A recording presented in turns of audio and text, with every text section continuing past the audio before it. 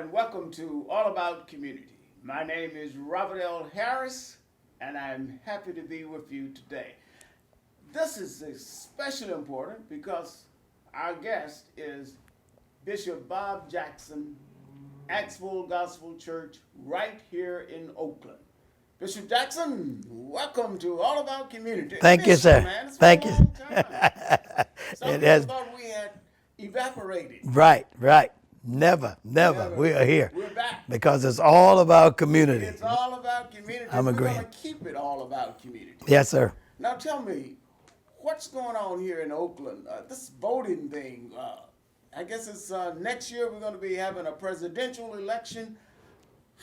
Why is that so important to us as black people? Well, because I think black people will control who wins. I think we'll control the outcome. And I believe that because it's been proven, especially here lately in the last few elections, that the black vote makes the difference between who wins. So I think our vote is so important now, and it's important for us to understand how they've changed the voting times and the voting places and all those things, just to try to, I'd say, keep us from voting, because we will control who the next president will be. Well, tell us about the voting times. Something is going on different this year. Is I guess starting in 2020. Right. It's like the primaries have changed. The time for primary voting now, and I think it's March now. Mm-hmm. And I'm not really sure on that, but we'll bring more of it. I'll bring more of it when I come back, if I come back. Be with you. You'll always be back. I don't think we're going to let you leave. Great. But anyway, I will bring all that information back to you. But just a heads up to know that 2020 is going to be a very, very important election, because Donald Trump, as you well know, our president now, they're trying to impeach him. And so if that happens, that leaves it wide open for the Democrats to run, okay? And I think that's what they're trying to do, impeach him before November of next year, because that will determine who the next president will become. And right now they're saying Donald Trump is going to win. Well, if the black community come together and block our vote behind whichever candidate we select and we decide, I guarantee you we could change that outcome. So it's more likely that if the November election, when it's held, that we will have a new president if black folks show up and vote. That's the key, right? That is the key. No, really, that's the key. It doesn't seem like it, but I want you to know that is the key, and it's true. Yes. So we make the difference. Yes, sir. When black folks show up, they show out, and they know how to vote. They know how to vote. That's right. But when you're talking about impeachment, it's highly likely he is going to be impeached. But the question is whether or not he gets convicted by the Senate, and chances are not going to happen. Chances are it will not happen. But here's what's interesting to me. Why would you want to impeach the man when November election is coming up very shortly? You'll have a chance to vote him out. See, but the Democrats know that if they don't impeach him, they don't have an opportunity to do that, because so many of them trying to run for president, and everybody is saying he's going to win. So who you think is going to be the nominee for the Democrats? I'm going to save that one. I know who the nominee for the Republicans is going to be, but who? Frankly, my suggestion would be at this point is Bloomberg, because Bloomberg has demonstrated his ability to put jobs together, and he's. When you look at New York and the devastation that they went through with 9/11, and you see that Bloomberg was mayor 3 times consistently, and he was able to bring that city back up, and they're rolling like it almost never happened. So I think Bloomberg, when you look at all the rest, I've listened to all of them, Biden and all the rest, Warren and all, Sanders, of course. When you listen to all the rest of them, I mean, all of them pretty much saying the same things and whatnot. But Bloomberg, he's got a whole different paradigm. I think we need to take a good look at him. Bloomberg has a lot of baggage to stop and frisk. How are you going to get around that? Stopping black people on the streets, frisking them. I mean, just showing a total disrespect for the rights of the brothers and sisters, mainly the brothers. It's okay if you stop and frisk me and I don't have anything. But if you stop and frisk what about my constitutional rights? If you stop and frisk me and I got a gun on me and I'm getting ready to nick somebody, that's a different story. My point is saying it is that was in the past, but he's made amends for that. At least that's what he said. He apologized about 2 weeks ago. He went to a black church and said, I'm right. so sorry. That's right. Please vote for me. Well, I didn't know what I was doing. That's better than the Please rest of them. forgive That's me. better than the rest of them. At least he asked for forgiveness. My huh? point is he's got money, big money. Now what I'm Whole looking at lot is, of money. yeah, but I'm looking at is this guy with all of these, I think $145 billion or something like Yeah, that. yeah, I can't yeah. even count as much. But the point of it is, if we could get some of those billions into our community to do some of the things that we need to do to better our community, for instance, affordable housing, jobs, and all of that. And you got to be very careful now with affordable housing because some people are giving the definition of affordable housing for those who can't afford it. That's not affordable housing in our community. We're talking about low income. If you notice, they always talk about middle income and above. They never talk about low income. They never talk about low income, people that make, under the poverty line. And we have a lot of African Americans in the cities across the country that are making below the poverty line, but still able to manage. What type of housing do we need for them? What type of housing can we put together for them? If you say affordable housing is for those who can afford it, that leaves our community out. Well, that's true, because if they live here in the Bay Area, even if you're making, quote, a decent salary, you still can't afford a house. And it's very true. That's very true. So when I was growing up, we lived in Camel Village here in Right. West Oakland, and we didn't know we were poor. Matter of fact, a whole lot of great people lived in Camel Village, and it was called public housing. Mm-hmm. Public housing meant that you have a job and whatnot, but you're not able to pay the market rate homes. We need to bring public housing back. So public housing had an assistance program to help you get on your feet, to help you subsidize your rent. It's like the Section 8, but not Section 8. It's called public housing. You could actually work, have a job, and you still have your integrity and you still have your pride. You know what I'm saying? Bishop, how you going to bring it back? It is gone. How are you going to bring it back? Listen. Okay. You can bring things back, like we just talked about the voting. Mm-hmm. If African Americans come together, like my prayer is, and we all come together as one, we can bring back and do anything we need to do to better our community. Now, I'm not talking about other communities. I'm sorry. I'm not going with this baloney about minorities and want to lump all the minorities together. No. I'm talking about African American people. We have to start thinking about African American people. We were 49% in this city of Oakland at one particular time. That was in the 60s and whatnot. Now we're down to 23%. And it's prophesied within the next 10 years, we'll be down under 3%.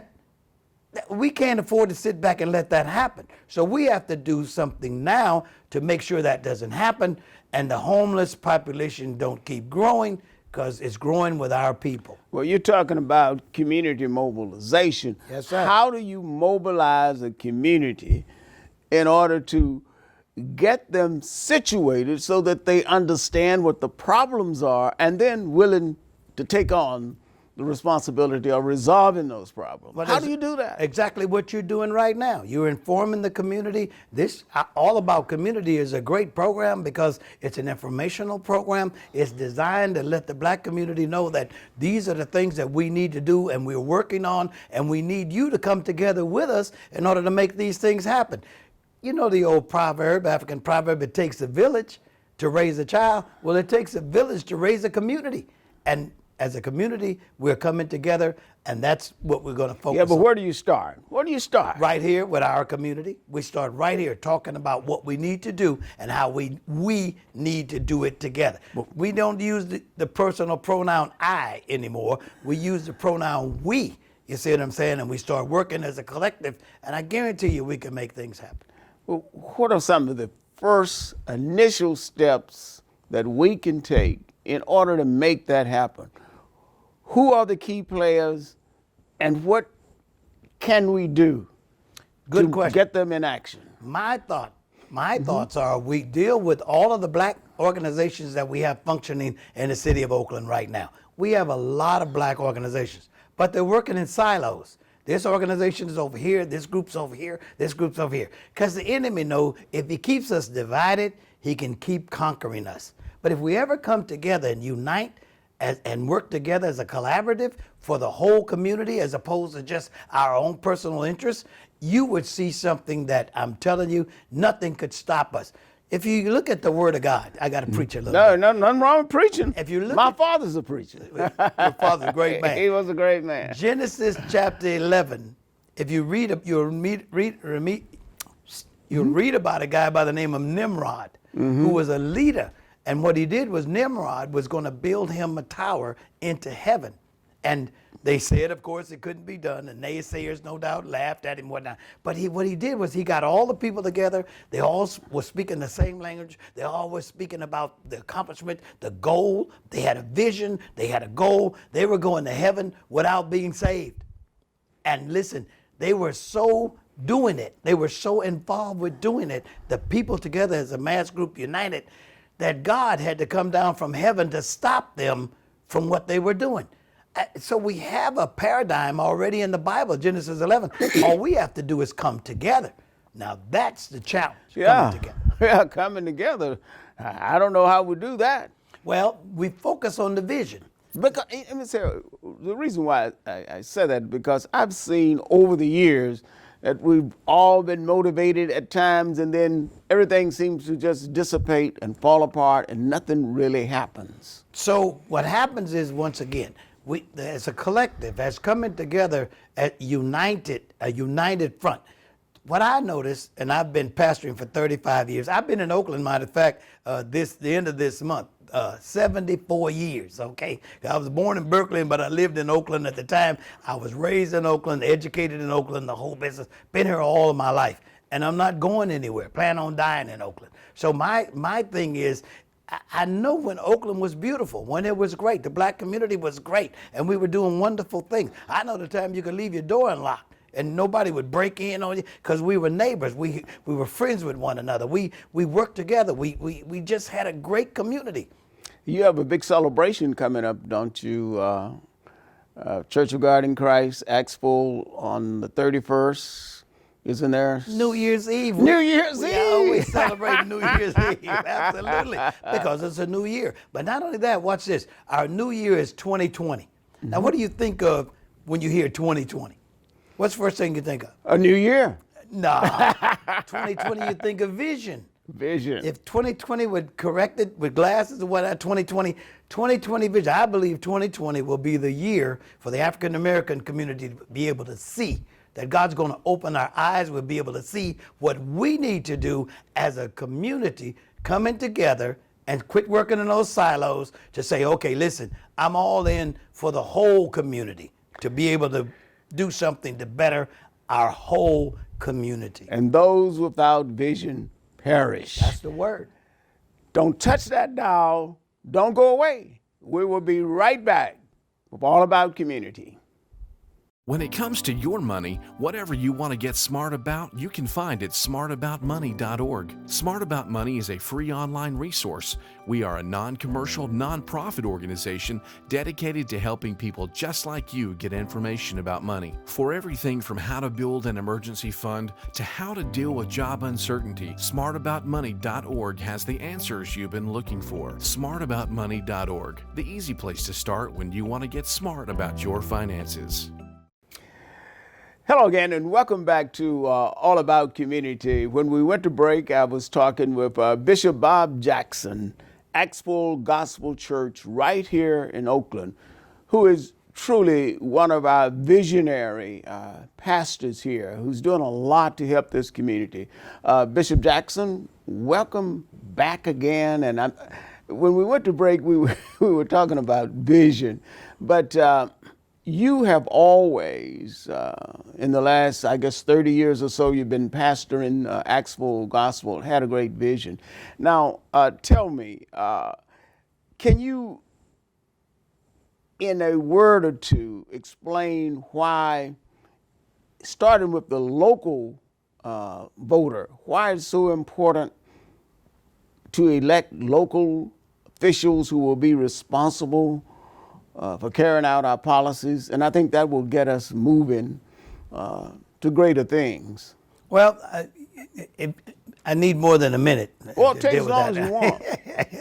How long is the broadcast? I mean, how long? Okay. But the point I'm making is, you're absolutely right. We need to focus on who we're electing And these people that come and do the song and dance, when they want our votes and whatnot, promising us everything to giving us nothing, it's time out for that. So with your program, All About Community, we'll be able to vet these people that are running for these political offices, and we'll be able to educate the public. We'll be able to educate you at who we need to vote for and who we know. As we've checked them out. We've checked out their records. We've checked them out. We're holding them accountable. When they get in that office, they're not going to forget about us and come rolling around 4 years later wanting our vote again. Time out for that foolishness. But they do that all the time. But that's because we allow it. We're not going to allow that anymore. We're not going to allow that anymore. And so we're going to vet them before we elect them. And we're going to make sure they're going to be down for our community. They're going to, if we have to get them to sign an oath or whatever we do, no, we're going to hold their foot to the fire. Enough lies to our community. We've been lied by the best, and it's time out for that. Well, people, again, do it all the time. Correct. But when they get in office. Correct. Forget all about us. Yeah, I guess the question is, how do we energize the community to go? And you can probably give me some examples of what happens when you show up in front of city council. I'm going to tell you something. A squeaky wheel gets the grease. If there's nobody squeaking, nobody showing up, nobody saying anything, nobody, speaking against whatever they're trying to do in the city, then it's passed. And the next thing we know, it's already done. And it's happening. We're like, when did that happen? When did that happen? We're always the last ones to find out. Well, we're going to stop that. That foolishness is going to stop. 2020, just like I'm saying, 2020. Our eyes are going to be wide open. And with this program you have here, All About Community, we can inform the community, we can educate the community as to everything they need to do. And then we can organize and go down to City Hall, on Tuesday night. We can go down there, right. and then we can stand up for those things that's going to impact our community in a positive way. And the council seems to respond to numbers. They do. When great numbers show up, they seem to get a little shaky. And when you go down there now, and I'm not trying to be funny, but go there on Tuesday night and you'll find out the majority of the people that's going to those city council meetings, a lot of them don't even live in Oakland. Right. You see what I'm saying? But they're making the decisions that's going to impact the citizens of Oakland, but we're not there. You can look through the audience and you can count the African Americans on your one hand. They're not there. Why? Because we're not taking a part, we're not taking interest on those things that are vital and pertinent to our community. We have to do that. And if you don't want to go in person, we'll go with this program right here, Bob. You can do it right here on All About Community, educate, and then we can tell you when you need to be there because the squeaky wheel gets the grease. And that is absolutely correct. Let's talk for a moment about community economic vitality. I know over the years that's been really one of your hot topics.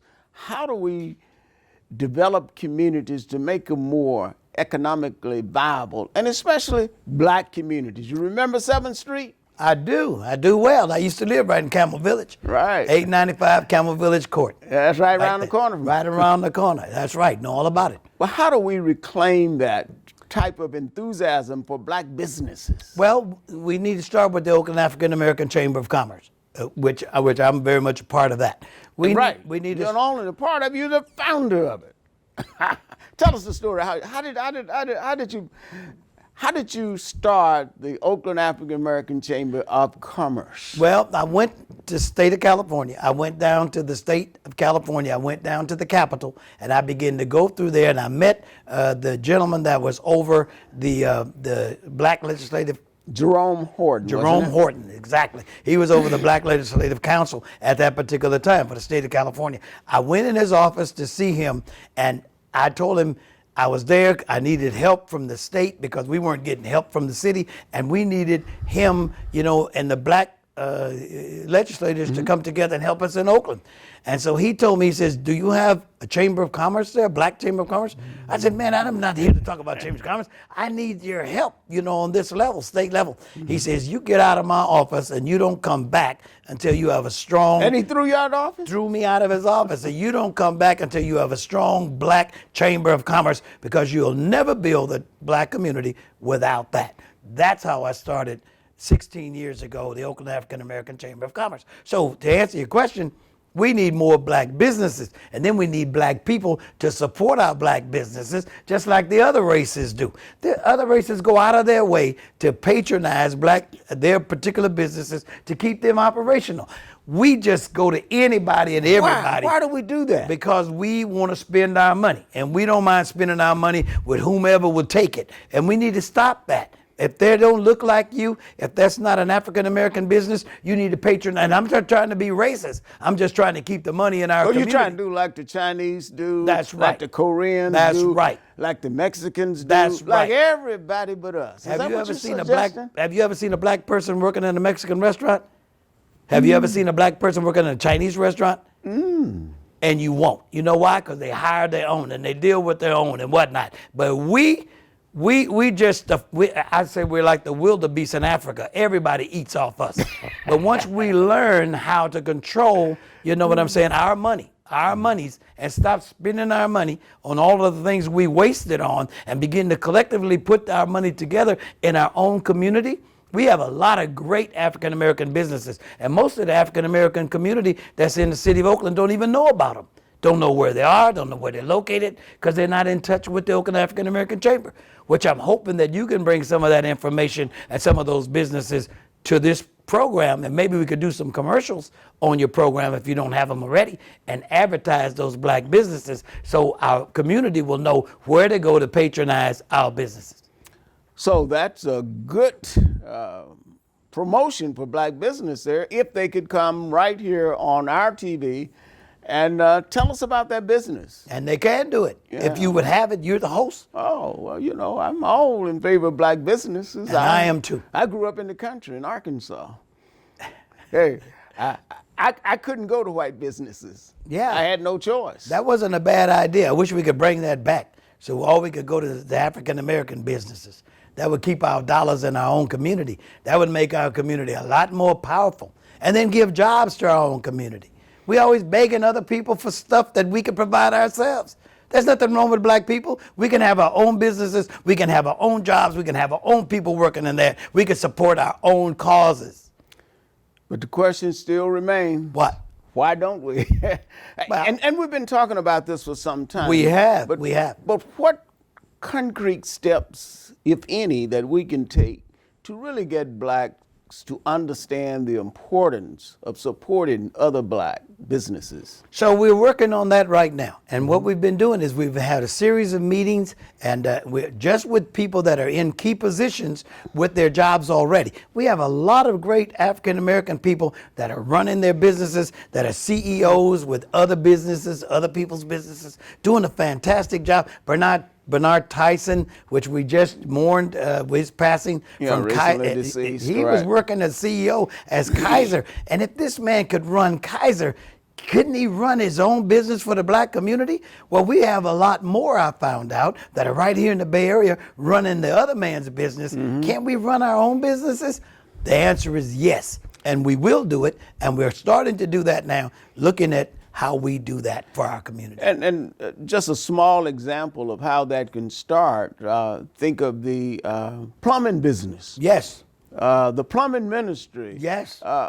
Just mention that for a few minutes. How did they get started? Well, right now, the plumbing ministry represents an African-American businessman that's doing plumbing, okay? He's doing all of the plumbing that any other plumbing contractors are doing right now in the Bay Area. And he started with nothing but a vision that he wanted to do that. But now he's coming back to set up a skill center where he's going to actually teach plumbing to other African-American young men coming up so they can get jobs as plumbers, which they make great money, by the way, to be a certified plumber. He's going in business right now. We're working with him. And we're going to talk about that later on, about the skill center. And that's exactly what I was getting ready to say. And he's right now putting the skill center together to bring in African-American young men to give them a skill. Listen, they've got 18 different projects going on in the city of Oakland right now, building. You know what they don't have enough of?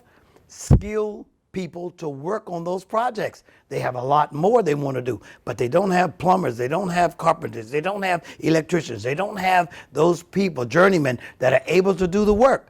So with the skill center, we're able to train, educate our people on how to do it. He can certify them as a plumber, and that's what we're starting with. Then we'll go to electrical, then we'll go to carpentry, then we'll go to every HVAC and everything we need to build a house. We will be able to train our people to get those jobs, to make the kind of money that they need to make to stay in the city of Oakland and not move out of the city. Do not move out of the city of Oakland. Stay here. You know, if you're moving out of the city, you're just throwing money away. If you have a home in this city, don't give it up. It is worth gold. I'm glad you mentioned that. A lady the other day I was reading about, she paid $15,000 for a house back in the 60s, and she just sold it for $600,000 in West Oakland. They're buying those houses like hotcakes. And I tell you, they'll paint them 3 different colors, put in double pane windows, and you will not be able to afford them. And that $600,000 she won't even be able to buy her old house back. That's right. That's $600,000. 3 weeks later, they're selling it for $1 million. Don't touch that dial. We will be right back with All About Community. Hi, we're Minuteman Press Oakland in downtown Oakland at 2406 Webster. We're your local printer. We help your business grow. We provide flyers, business cards, direct mail, any product that you need to promote your business, we have it. And remember, at Minuteman Press, no job is too small and no job is too big. Come by, stop at our shop at 24th and Webster, right behind the YMCA in downtown Oakland. No, I don't know. No, I'm scared. I mean, you're so...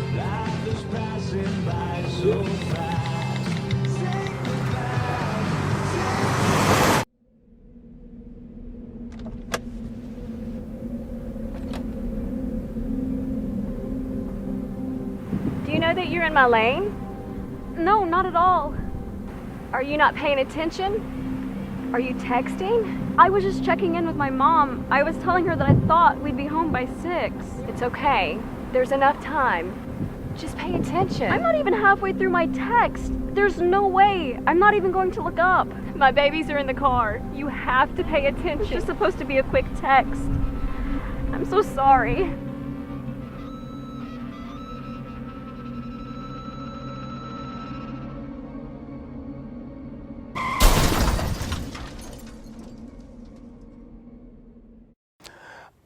Welcome to All About Community. Bishop, when we went to break, we were talking about a lot of stuff. But one thing I want to touch on is the fact that you are running for something here in Oakland. Is that right? Running for my life. Yes, running.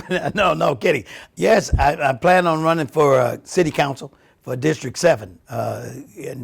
Larry Reed will not be running again. He's done a marvelous job for a number of years, 20-some years, I believe, altogether. And he's done a great job with District 7. And so I'm going to throw my hat in the race. And when is that election? That election is November. November of 2020? Yes, of 2020. That's correct. So I will be coming out with that, running for that particular office, because I just believe I can do more if I had a better, opportunity to work within the guidelines of the city. And you have roots here in this district. You've made an impact in this district. I can't see why anybody would not vote for you. Is that a fair statement? Well, politics is politics, and people have already told me, they said, well, how are you going to run the church and do politics too? Well, I plan on it, you know what I'm saying? Because I plan on wearing out, not rusting out, okay? And I can assure you that if you run, you got my support. But since you say you are running, you doubly have my support. Thank you, sir.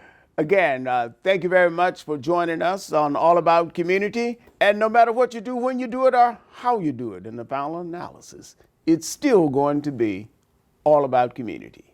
Thank you for joining us.